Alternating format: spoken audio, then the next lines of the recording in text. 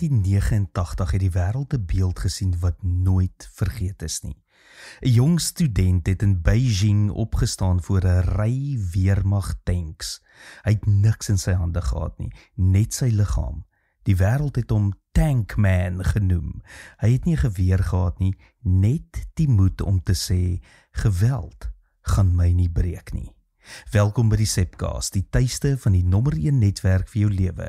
Hier draai ons geliefde stories op hulle koppe, kyk na wat die geskiedenis dalk misgekyk het en ontdek saam hoe Jesus ons nooi in 'n groter storie in, daar waar ons bly, werk en speel. Nou, draai die lens terug na Jesus. Die mees radikale aspek van sy lewe was sy nee vir geweld. Toe Petrus sy swaard uittrek in Getsemane, sê Jesus, sit dit terug.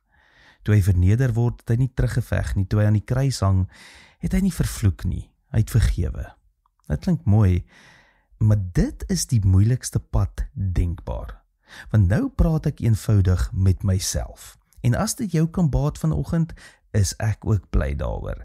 Maar ek preek nou vir myself, want net verlede week kon ek iets beter hanteer en ek het nie.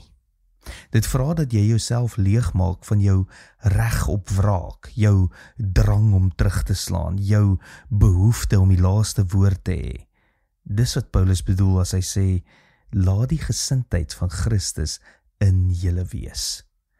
Het voel verkeerd, maar die vrug is, hierdie pad van selfontlediging het die wêreld verander.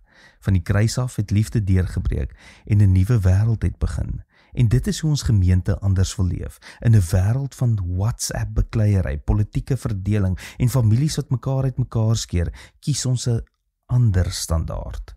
Ons wil die nommer 1 netwerk vir jou lewe wees, nie omdat ons altyd reg is nie, maar omdat ons altyd radikaal kies vir liefde bo geweld.